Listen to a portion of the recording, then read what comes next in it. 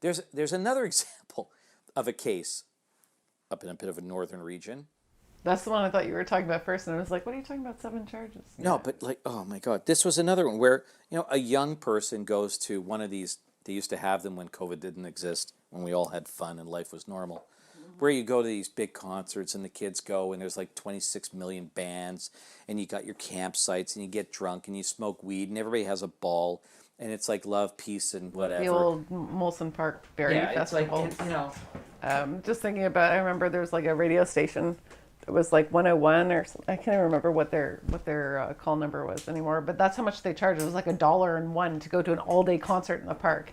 And then they did a follow-up, but it was like a new age 1980s. But they're great. There's great bands. It's a lot of festival. Yeah, but it's the same thing. I forgot what it's called, and I don't want to really say it right now because it would identify people.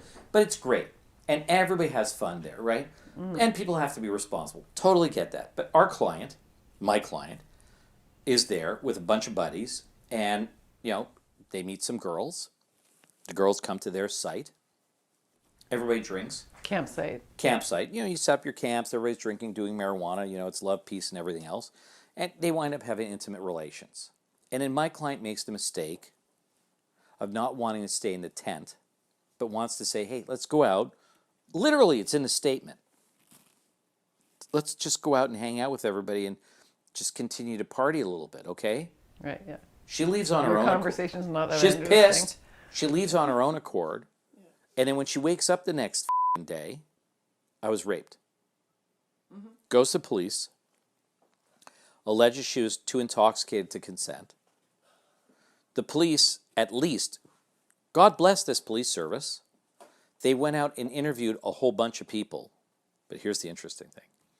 Those people that supported the complainant's evidence, they videotaped their statements. Those that did not support the complainant's evidence, they took handwritten notes and had them sign it. So then, I had to track these people down, try and get them interviewed, and when I wanted to have, back then when we had preliminary inquiries, thank you, Justin, for taking away preliminary inquiries for sexual assaults, I had to subpoena them. And guess what?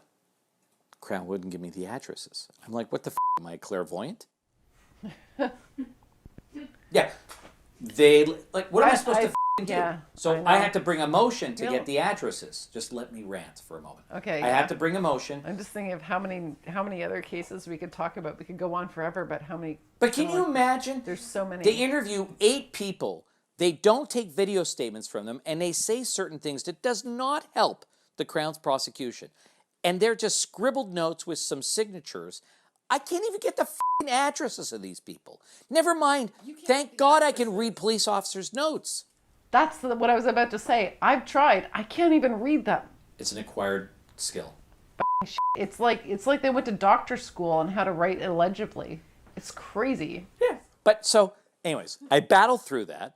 I can read it. I get so, and then I have to bring a motion, and then a judge, thank God, says to the Crown, "Really? Give them the f***ing addresses." Yeah.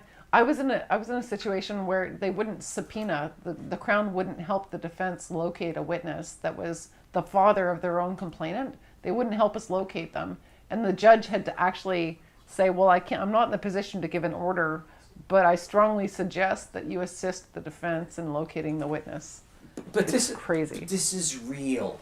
This is real. This is not bullshit. We're not just saying this so you actually... I've been only doing it for... We're not saying this so you 3 actually years, like, 3 or 4 review, or subscribe to our podcast. Okay? This is real shit that goes on. This is real shit. And so And when I it was comes lucky for enough... you're going to be wondering how it all happened. No, but I When was it comes lucky for enough you. to be able to subpoena these people to a preliminary inquiry. Let me segue for a second. Preliminary inquiry is a hearing before a trial where the Crown proceeds by indictment. It's been in existence for 3 years until Justin Trudeau. 3 years? More than that. 300 years. 300 years until Justin Trudeau and Wilson Raybould, the Justice Minister at the time, eradicated it because they didn't want victims to testify more than once. F*** you. You took away those prelims, which are incredibly important. This prelim was a perfect example. I subpoenaed every single witness. And when I was done, guess what happened? pausing, dramatic pause. Somebody say from the audience, the charges were withdrawn. withdrawn. You know why? Because he was f***ing innocent. He was f***ing innocent. The complainant, not only when she was pissed off after he wouldn't f***ing cuddle her in the tent, I know. left the campsite and went to another guy on another campsite and started making out with him. And I subpoenaed that motherfucking witness, and I asked him, hey, did she ask you for consent? Well, But just think about that. This is real. Let's think I about- asked the guy, did she ask for your consent before she mounted her lips on yours and grabbed your crotch? And he goes, no, but I didn't mind, dude. It was okay. But my client had to face this and spend thousands of dollars. And then our prime minister got rid of prelims. Like, where do we live? So here's another way to approach it, and At least come you to get the more same- Pfizer. Good work. Come to the same conclusion. I'm right? never going to be a judge. I know, but